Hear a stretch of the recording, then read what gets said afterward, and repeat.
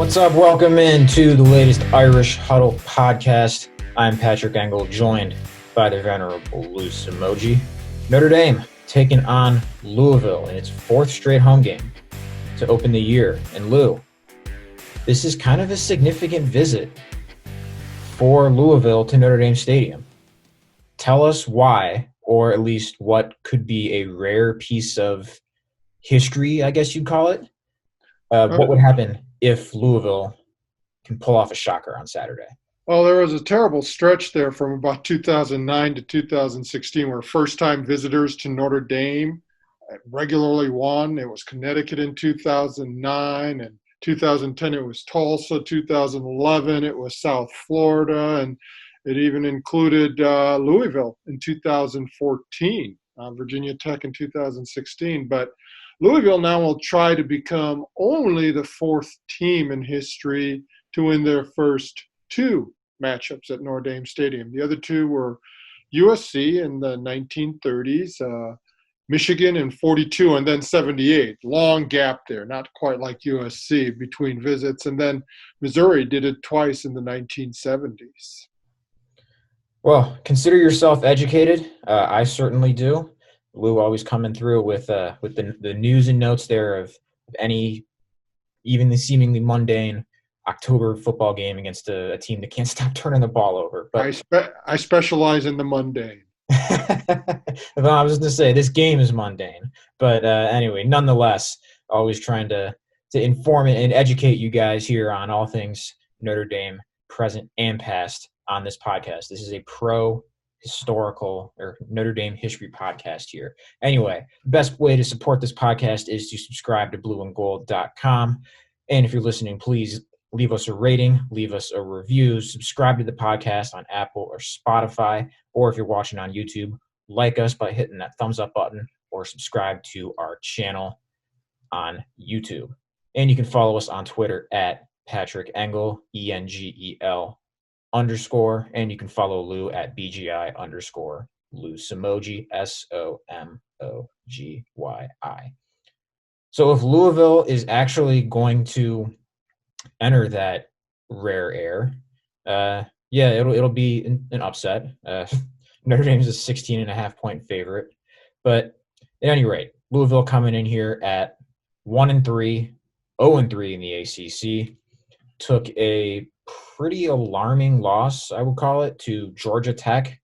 Gave up 46 points, put up 27.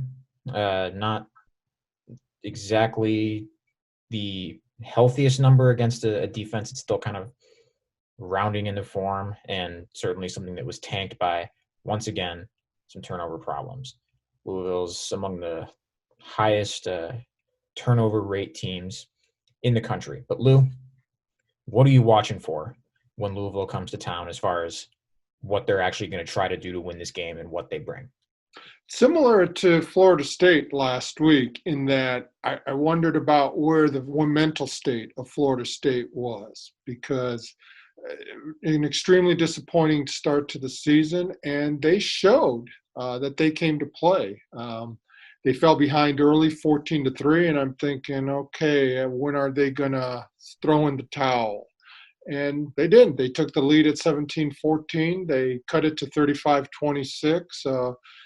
We're close to making it a one-score game in the fourth quarter. So they played fourth quarter, and I'm expecting similar from Louisville. But, man, when you have such a disappointing start to the season, Louisville was picked out of the 15 teams in the ACC as number 4 in the preseason poll, behind Clemson, Notre Dame, and North Carolina. There were great expectations after Scott Satterfield in his first season took him from a 2-10 record to 8-5, a +6 victory difference, and the most among Power 5 teams last season. So it's sort of like that proverbial sophomore jinx. It's easy to be the guy, in waiting, just stalking and being the hunter. But now there's no surprises. There's film.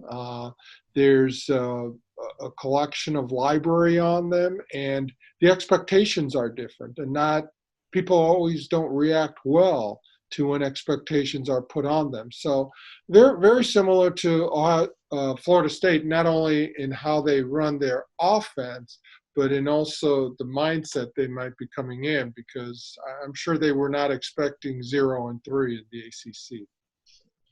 No, and I don't think, just like you mentioned, that they're going to catch Notre Dame by surprise like they did, I think, for a half, if not more, in that opener last year. Like you mentioned, everybody knows what they want to do and knows what this personnel looks like in what Louisville wants to do and in the things it wants to run and the coaching and the identity it wants to have, basically. But I'm going to go on offense here. And I think Louisville's got the most dangerous receiver Notre Dame's going to see all year. And that's Tutu Atwell. Only 5'9", fastest player on the field in all likelihood, because he won't be out there at the same time as Chris Tyree. But led the ACC in receiving yards last year, tied for first with 12 touchdown catches. I'm most curious here, at least in this game, or when we're talking about Louisville's offense, to see how Notre Dame guards him, because you really have to be aware of a couple of areas. He can beat you deep because he can run by pretty much anybody, and he can kill you on yards after the catch because they throw him a ton of screens and short passes just designed to get him open and get him yards. So I'm just kind of been thinking all week of, all right, how is Notre Dame going to guard him, and what are they going to do? He's going to see a lot of time in the slot. So I'm not sure that it's going to be one guy who shadows Atwell. I can see it where, all right, in some cases, maybe on rundowns or something like that, you have Owusu Koromoa just so you have a sure tackler on him.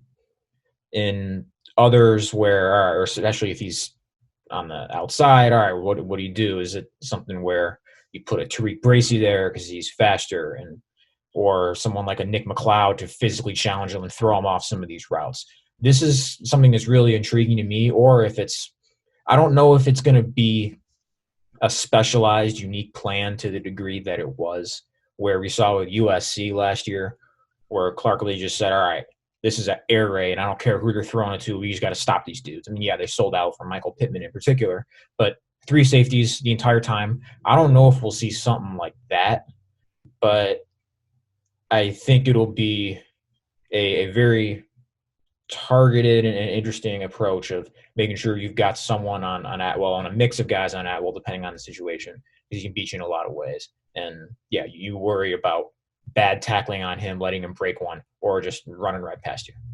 Yeah, I agree, especially because their running back, Hawkins. I mean, this is a guy who ran for 1,500 yards last season. He ran for 122 on 19 carries against Notre Dame.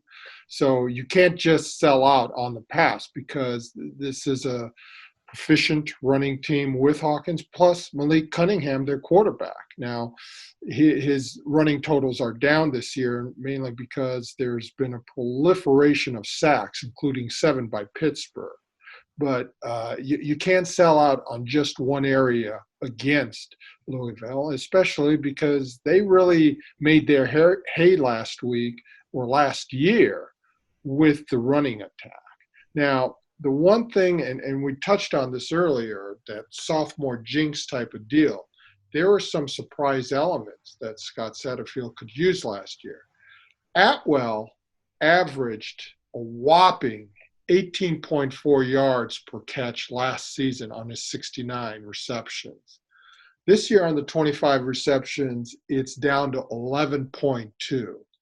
In other words, I think defenses have learned to game plan around him, just keep things in front of them. If they have to put an extra guy there, so be it. Maybe you sacrifice someplace else. Now, where they've sacrificed is Des Fitzpatrick, their other receiver, is the one who's averaging 18 yards a reception on his 13 catches. But look, it's very, very difficult with this type of offense that is balanced, that can beat you with the run, that can beat you with the pass, to shut down everything. You have to pick your spots. And I think most of the opposing defenses have been looking at, we've got to take Atwell out of the game because he's their most dangerous element. And overall, I think they've been successful at doing that. Louisville's shot play efficiency and just pure number of them is way down from a year ago too. I think that's definitely part of that lower average, like you mentioned. But let's get back to the running game, because for me this is another kind of key where, all right, we saw what Florida State was able to do against Notre Dame's defense, and yeah, obviously there's the factor in there of guys coming out of practice or for 2 days before, only able to practice because they were coming out of protocols or being unavailable or what have you. That explanation won't be there this week. And Louisville is going to do a lot of similar stuff. Quarterback runs, options, outside zone, which Notre Dame's defense sees in practice every single day. So it's another test for a Notre Dame run defense that was really pretty leaky last week, both in tackling and just kind of general lethargicness or whatever you call it. And again, fair to wonder what the layoff contributed to that, and in assignments in general. Just you saw a lot of lack of discipline, just kind of getting sucked in too far on a lot of option runs, quarterback runs, whatnot. They created some running lanes. So I don't know how much you can go and just attribute that to a layoff, but it's two kind of interesting things that are working against it last week that you can't really lollygag into straightening up. It's not like you're going to face, if this was Pitt this week, you don't really worry about it. They don't do anything that creative, and they're not very good at running the ball. But anyway, yeah, you're going to see Malik Cunningham a lot. He's got 35 carries that aren't sacks. And let me take a very quick 30 seconds to rant. There is not a dumber stat in sports than counting sacks against rushing yards. Like if I were Mark Emmert even for a day, that'd be the first thing I'd do, especially because, they're actually implementing a lot of the rules right now that I would do. So those are already happening. I don't have to do them anymore, but that's neither here nor there.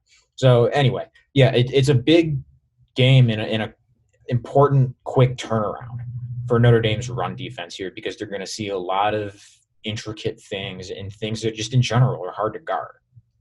Yeah. And Brian Kelly touched on it that last week you had a double combination there. One was you went 20 days without a game. You went about 9 straight days without any practices. That's going to suffer with the defense. They're going to take a hit. And look, what's great defense these days anymore? Alabama, the number 2 team in the country, gives up 48 to Mississippi. Then Florida gives up 41 to Texas A&M, the number 4 team there. North Carolina, the supposed number 5 team, gives up 45 to Virginia Tech in a 56-45 shootout. This is, I think, just the way of college football today.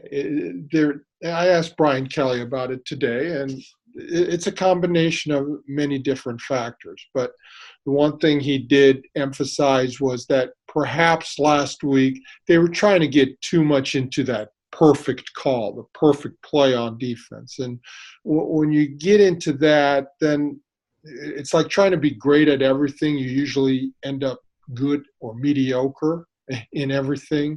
You don't have a specific area that you can really rely on. So he said this week it's going to be a much, much greater focus on just going back to a base fundamental defense without too much exotics, just much more simpler in their approach and scheme. Now, I think Louisville has proven itself to be a little bit more dangerous and explosive than Florida State on offense this year. And with the Javian Hawkins and with, Tutu Atwell and Des Fitzpatrick, Malik Cunningham, You saw the fits that Jordan Travis was able to give last week. I think Notre Dame will be better prepared for that, especially going through a much, much more normal practice routine this week, where Brian Kelly said, for the first time since September 8th, Notre Dame is clear of anyone from quarantine or isolation. The only real injury might be right now to Lawrence Keys, who is in concussion protocol, the third stage there. So to have that type of health on the team at this point of the season, when there was a lot of trepidation about what was going to happen, given that at one point Notre Dame had 39 guys either in isolation or quarantine, I think there's a relief, not a complacency, but a relief and looseness about progressing forward and building on, the 3-0 and number 4 ranking right now. So you mentioned that quote from Kelly, and I'll be honest, anytime you hear a coach talk about like keep it simple, blah blah blah, I kind of roll my eyes. Like, I mean, what can really be different, right? I mean, were you telling him anything different last week as far as just basics of defense, of go be aggressive or go get after the QB, or like basic tenets of things? I doubt it, right? I mean, and at the same time though, maybe it's just that it's harder to identify weird calls, weird alignments, formations, whatever you want to call it, or just weird defensive play calls really on defense than it is on offense, where you can just see it's easy when you get too cute or outsmart yourself, and maybe Notre Dame did a little of that, but like I said, it's a little harder to detect, I think. But yeah, this isn't really I don't think a game where you can afford to just not be ready for a lot of things in the run game because of all the different things Louisville can do. So I guess I'm kind of curious, to see if there's actually some kind of discernible difference, and mainly just to figure out, all right, how much was of last week, that is, was rust, layoff, not having game speed for 3 weeks, insert all these other things and talking points that we've heard from Notre Dame and from anyone who's had to miss a game this year, or how much is just things that really, like you alluded to, that are just hard to stop, and why you can't expect to shut anybody out, or if you hold a good offense to 20 points, it's still a good game, just because of how offenses work these days. So I'm curious to see how much we'll be able to see from differentiating between both of those aspects. It did surprise me, Patrick, when Brian Kelly mentioned that perhaps they were, trying to get too much into a perfect play and they need to simplify things more. I thought if there was any week where they had to really simplify everything, it was last week, because of just the abbreviated, limited practice times that the defense has. That's probably the last time in the world to really call anything complex. So that surprised me a little bit. And I guess maybe to play devil's advocate of my own point here, like you mentioned, is you can see when guys just don't know what they're doing out there, and it just leads to missed assignments and big plays and chunks and whatnot. Obviously, Florida State had all of those. And I mean, I can think of one example where this was absolutely the case. The LSU's defense, they have dudes. They're not untalented, but they can't stop anybody. And you watch just a couple of series in that loss to Missouri last week, and you're like, all right, they just don't know what they're doing. I mean, everybody's confused. So I think there's in part of it like that. But at the same time, this is again a defense that's not full of raw guys, and definitely full of smart guys. So I whenever you hear that kind of thing, it seems like a crutch for coaches. But at the same time, and there are situations where you can kind of see it, and like we really spent a lot of this talking about. how much of their just not knowing what to do or being a step slow or being lost is just not having the game speed versus things that are hard to stop in general versus calls that are just confusing. So we'll see, and even then we won't get a real clarity on that until we hear from Kelly after the game or even watch the game back again. Hard to see all this stuff in real time. So let's move on a little bit more to some things on more Notre Dame specific. Lou, one thing that stood out to me when re-watching the Florida State game, and then you just see some of the numbers on the snap counts. Bo Bauer outsnapped Drew White, and I can't remember if we mentioned this on the Monday podcast or not, but what does that look like? I mean, is it a rotation at Mike again? Or two, do we see them both out there together? I mean, a lot of times you saw Bauer out there without White. He's in that kind of buck spot, and you had Maris Liufau, Shane Simon, one of those guys in the Mike position in general. I mean, you notice Bauer's disruption. I mean, it's kind of hard to not want that out there. So I'm gonna just be at least looking for like what's that linebacker usage, and I know it's been a thing that's kind of evolved over the course of the season, but yeah, I'm starting to wonder if this is a thing where it's just kind of a 3 or 4 player rotation, and that Bauer's just kind of forced his hand, and a little bit like how Kyle Hamilton did. I mean, you didn't think there'd be a spot at Mike linebacker, just as you didn't think there'd be a spot at safety last year. But here's this guy who's just kind of proven to be useful and not just in sub packages. And he talked about that in the preseason. A few days before the Duke opener, Brian Kelly talked about how Bo Bauer has had maybe the best camp, bar none, of anyone of the linebacker. Certainly his individual best camp at Notre Dame. And he'd always been kind of maybe – he was ideal for special teams because that ferocity – and you need discipline on special teams as well, but that ferocity and aggression, just running – straight down the field, see ball, get ball.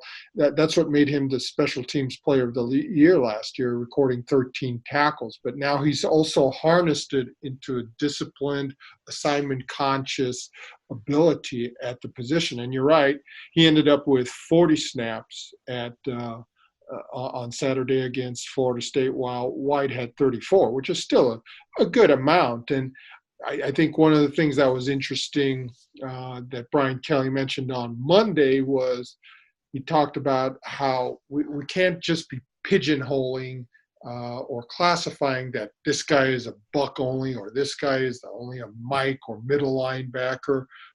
There has to be a way to find getting your best talent on the field, whether it's other positions. Now, does that mean that Bo Bauer gets the majority of snaps at the Mike linebacker, the middle position, and then Drew White slides over to Buck, which has been kind of, it's been so many different guys there. Shane Simon and Maris Liufau started at the opener. Then they were unavailable against South Florida, and Jack Kaiser comes in and becomes the, game ball recipient for his very strong performance against the Bulls. And then Jack Kaiser is unavailable against Florida State. So there's, again, some more mixing and matching. So how that evolves, I think, is going to be intriguing as the season progresses. But Clark Lee has always said it's not so much a rotation he's wanted to look at as much as, maybe you can put 2 guys in for 2 other guys and combine their abilities in that type of rotation, as opposed to maybe a 3-for-2 deal at the inside linebacker position. But I think that's going to continue to evolve as we go through this month.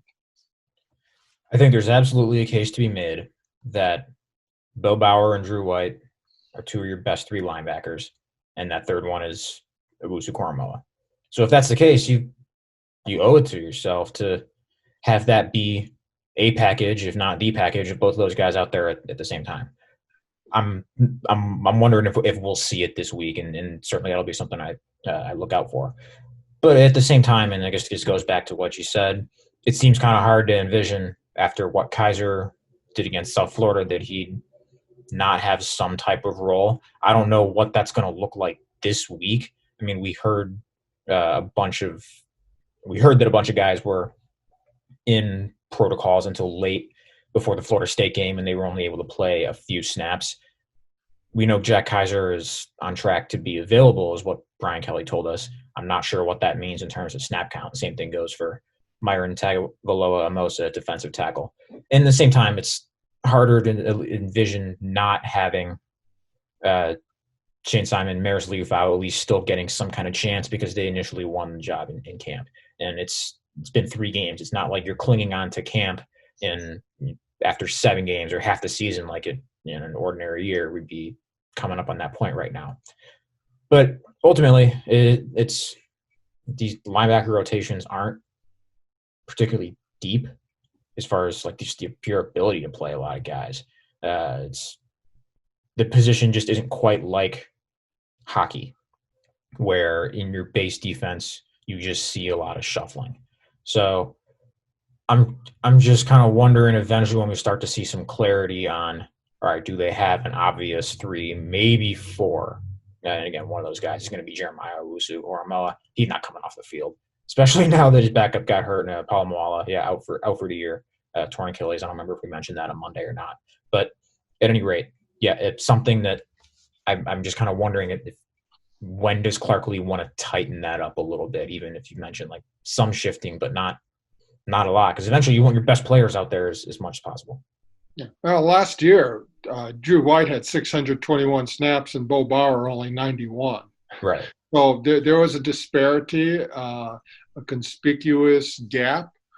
This year, that gap has closed significantly, and who knows? We'll see as the snap counts. And some of it also might be related to personnel as far as what they're going up against on offense. But Bauer definitely showed his activity against Florida State, had 4 solo tackles, 2 behind the line of scrimmage, one of them a sack. Seemed to play the majority of snaps in the second half, and while Notre Dame was limiting Florida State to just 9 points over the final 3 quarters. So there's a kind of an interesting point you just raised there with the gap in snaps. I don't know if that's the worst thing in the world, just because if you have a backup playing more snaps, presumably it means you're taking your starter out, right? And is that you want your starter out of the game? I'm not sure you do. And again, obviously some of that sometimes there'll be sub packages where you take guys out. Drew White didn't play in a lot of those nickel and dime situations. But anyway, it's one of those things where maybe too much depth is overrated, just because if you're trying to get too many guys in, it's less reps for your best players. But yeah, something that's a good problem to have, but one that's still at least being sorted out in real time. Well, it's the axiom that people have always had with the quarterback position, too, is if you have 2 or 3 quarterbacks of equal ability, you have 2 second-team quarterbacks. Yeah, exactly. So that applies, I would guess, to other positions as well. Right. And maybe this isn't one where everybody has equal ability, but you just have guys you think can still help you, but you don't want to outsmart yourself with trusting your best players, right? So there's an offensive version of this too. We're going to get into that in a minute, but first, we're going to take a quick timeout. We talked about it last week of what we would see from Kevin Austin. We got 3 snaps, which shame on all of us for falling for the Brian Kelly overestimate injury return contribution in first game back or whatever. But yeah, same time, got Javon McKinley's best game. I think, Lou, did you see that happening at all, where Javon McKinley goes out and puts up 100 yards, catches all of his targets, does a lot of that work against the highly regarded draft prospect in Asante Samuel? I sure didn't. I mean, I wrote a story about his run blocking the week before. Yeah, I didn't look too great after that one and after that game. He had 1 target in the first 2 games, and then to end up with 5 catches for 107 yards. And notably, the downfield hits there, the 38 and 36-yard receptions from Ian Book. That's been always one of the criticisms of the passing attack, is that it's not stretching the field, it's not going downfield. So to be able to also get those deep balls and help set up scores there, and his downfield blocking didn't seem to suffer. And we all get wrapped up with Kevin Austin, top 100 recruit, top 100 recruit. You know what? Javon McKinley was the number 59 rated recruit coming out of high school. I always use the Eagles version, the line. I know it's, maybe for the younger audience, not applicable, but they'll never forget you until somebody new comes along. Getting deep. He was a top 60 prospect. He caught 94 passes, I think, in his junior year for like 1,500 yards, some ungodly 2,000 yards in one season in high school. Yeah. Yeah. In an area of California where there is tremendous competition, and he has some setbacks here, a broken leg, some off the field issues, and some more injuries.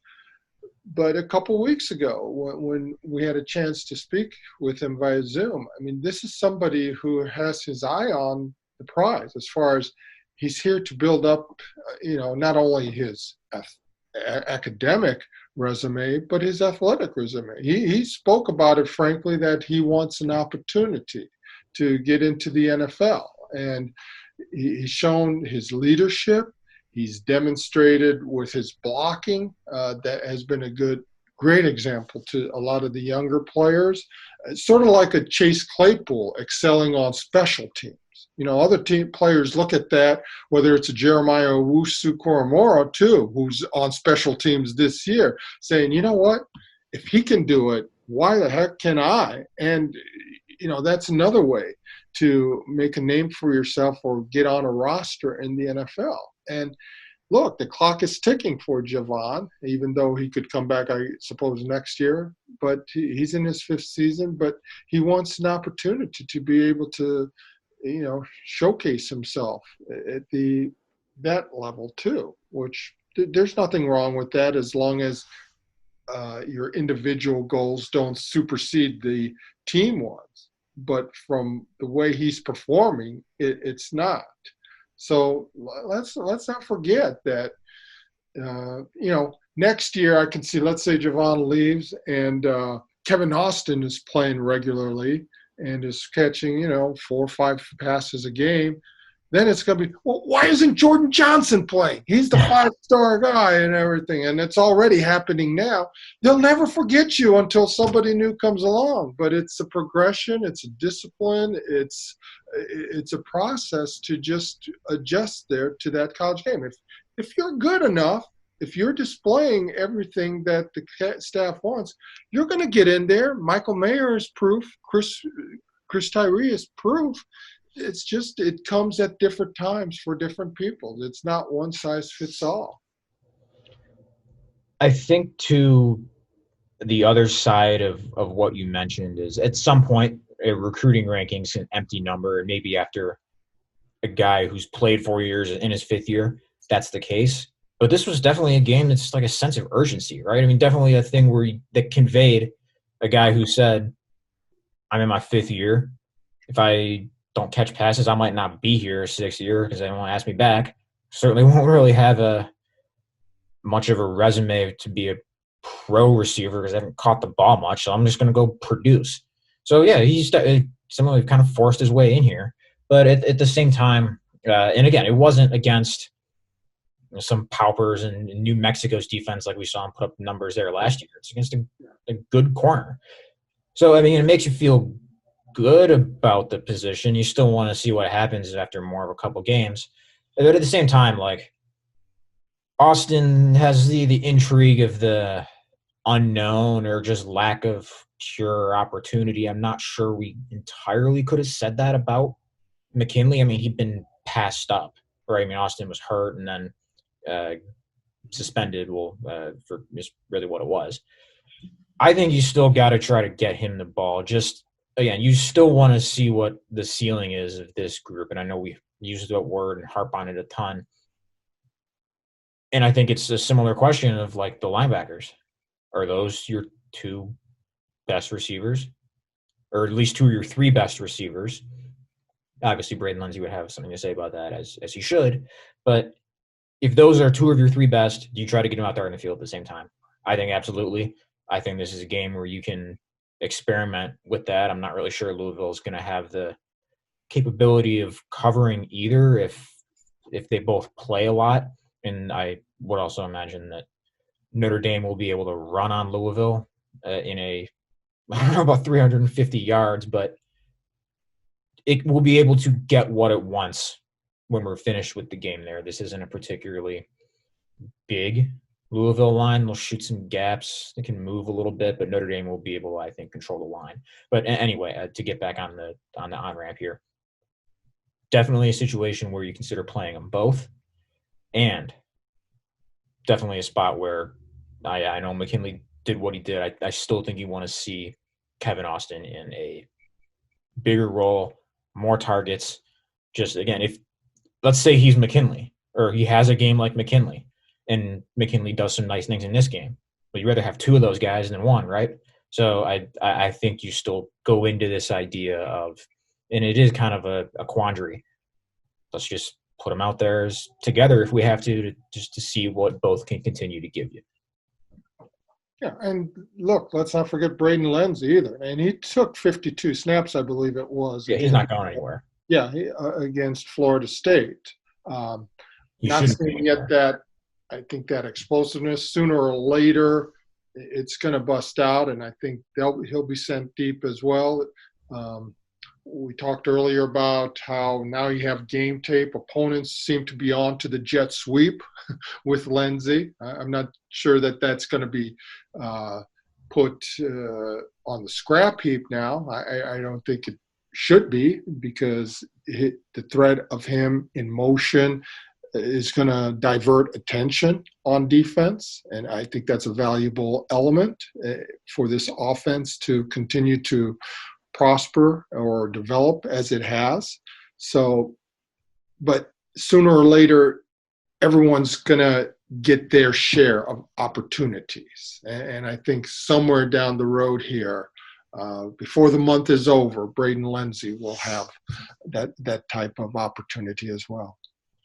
I completely agree. Yeah, he's not getting phased out, and I don't think it'll even get any worse or stagnate here when you look at the production through a couple of weeks. Okay, time for 3 burning questions on Notre Dame versus Louisville. Up first, and Lou, I know we touched on this, or really kind of spent a lot of time on this similar type of topic a few minutes ago, but we'll go through these pretty quickly here.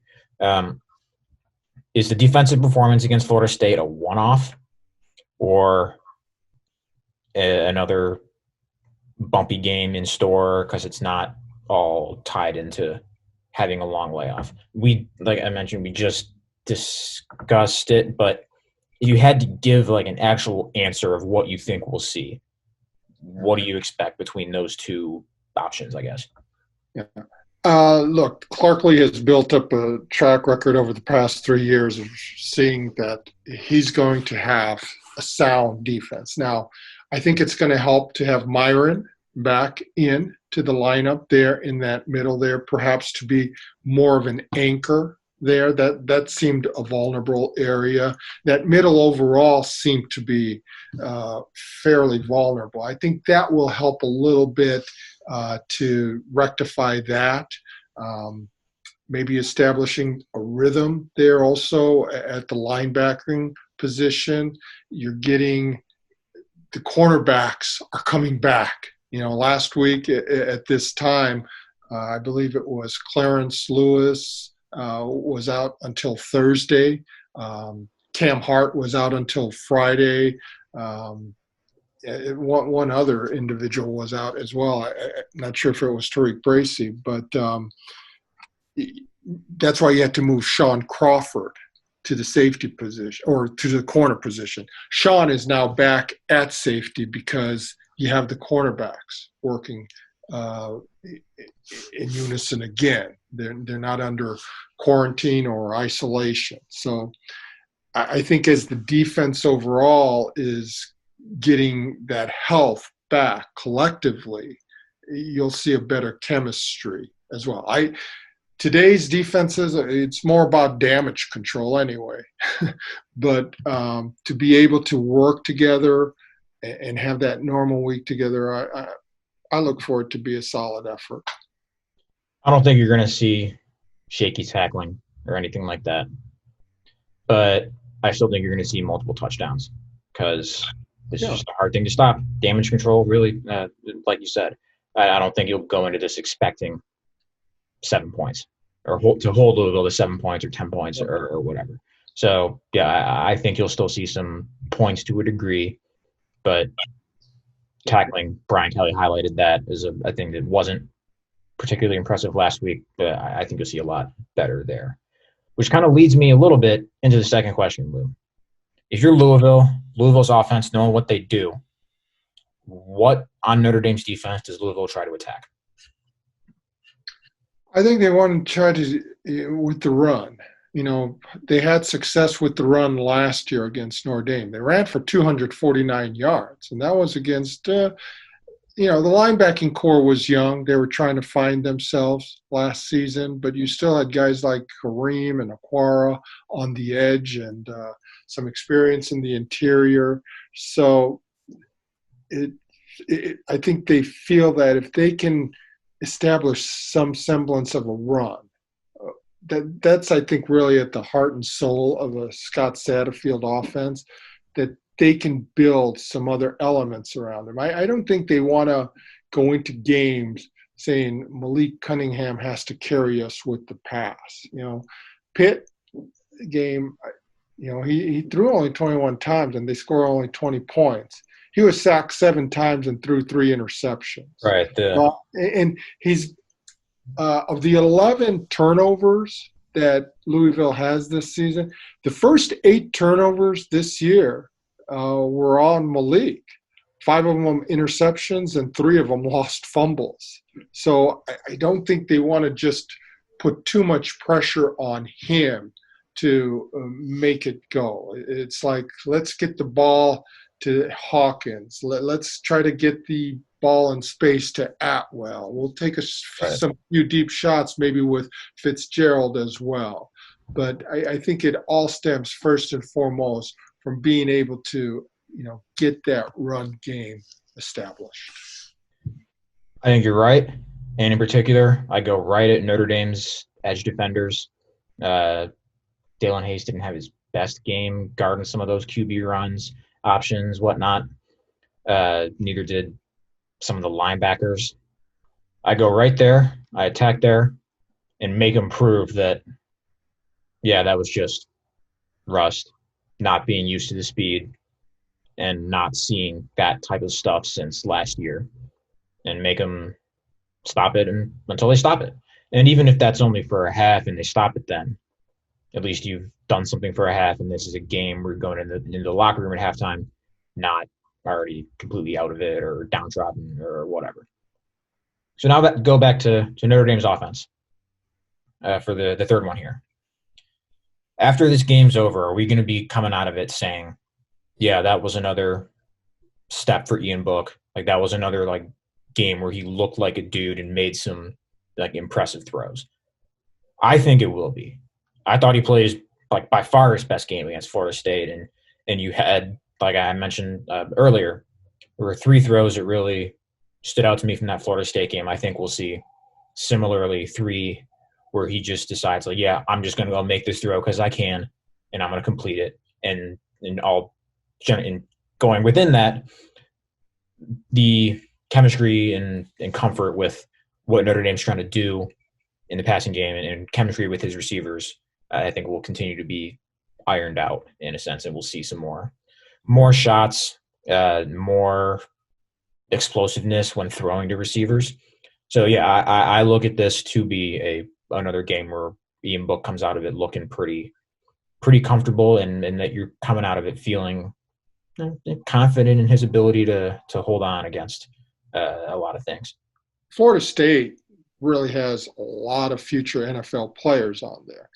Louisville is not going to be nearly as talented. It's not going to be nearly as big. They are athletic. They move around. They're going to play in a 3-4, which is a different setup from what he's been facing up front anyway. Very veteran linebacker core, one that really also likes to do a lot of movement prior to the snap. But this is where that fifth-year experience, that third year starting as a quarterback, really helps so much in facilitating the offense and just being able to respond to that kind of movement. So, De'Ara King for Miami, he threw for 350 yards, I think, on just 19 completions against Louisville.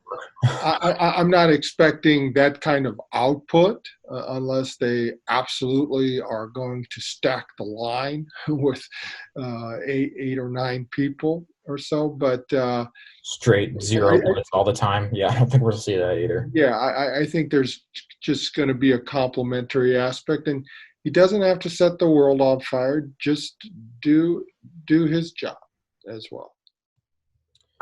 You know what time it is, Lou? It's your favorite time. Bold predictions. So I just want to say right now, I thought I had it at the end of last game, but turns out Notre Dame only had 4 sacks, or they were only credited with 4 sacks. They called the Kurt Heinisch one on the first series at Florida State a tackle for loss because it was a quarterback draw. And it was, and I didn't really figure that out until I went back and watched again. But it was like he and Dalen Hayes got there so fast that Travis stopped and started scrambling because there was no running lane where he was supposed to go. So I thought it was a sack. And I predicted 5 sacks and 2 of them from Ade Ogundeji, which he got. So I was real close and a little bummed out when I saw that, yeah, that was the right call to make that a TFL. But here's what I got for this week. Notre Dame, for the first time this year, is going to score a defensive touchdown. I'm not counting the punt block as a defensive touchdown. Let's just call that special teams. And I'll tell you what's it gonna be too. Kyle Hamilton, pick 6. I'm not sure Louisville's ball security issues are going to be solved anytime soon, and so those things kind of stay throughout a season and whatnot. So Hamilton, interception, touchdown. What do you got? Well, I'll go with, how about Notre Dame actually passing for more yards than rushing in this game? Okay. I can see Louisville really bent on stopping the run here after Notre Dame put up 353 yards. I still expect Notre Dame to be over 200 yards, even maybe in that 250 range. Right now they're averaging 270 a game. But as we spoke about earlier, I think this might be the type of game where Book and company might be able to go over the top a little bit more. And I think there was a warm-up to it against Florida State, a couple of deep balls to Javon McKinley and an attempted deep one to Austin, which I thought was going to happen. It just didn't connect. But, we talked about Braden Lenzy maybe breaking out with something like that. I can see where in this game over 250 yards passing and having more than the rushing yards. I would think we'll look back on this and think there's a good chance that this is their highest yards per completion or a completion average for hitting some chunk plays in the passing game or downfield, like you said. All right, we're going to wrap it up. Game predictions. Lou, what do you have? When we pick them in the print edition, we always pick them about 9 days ahead. And usually I do better with those than overthinking, a few days before the game. So I had it at 38-21, which was, it came out as a 17-point spread. So 38-21, I'll look at it. I'll stay with that. Louisville covering barely. All right. I like it. Okay. So that's 38 plus 21 is – you got the under, too, under 61.5. I'm going same thing I did in our initial magazine. I'm going to stick with my Notre Dame 45, Louisville 20. I got Notre Dame covering. I got the over. That's just kind of been the theme this year in college football, is hitting that over. Yeah, like I mentioned, I think there's going to be multiple touchdowns for Louisville. I think they're just that harder to stop, even if they get some self-inflicted mistakes. And I don't think they're going to shut down anything Notre Dame does on offense, and there'll be enough balance there, enough chunk plays to get 6 touchdowns. Lou, that'll do it. Let's go watch another Notre Dame home game. Hitting the road real late in the schedule this year. But we appreciate you guys listening. Again, please rate, review, subscribe to the podcast. If you leave us nice comments, if you liked what you heard, we'll love you forever. If you're watching on YouTube, hit that thumbs up button. Subscribe to our YouTube channel. Follow us on Twitter at Patrick Engel _ at BGI _ Lou Somogyi. We'll talk to you again on Monday. Till then, take care.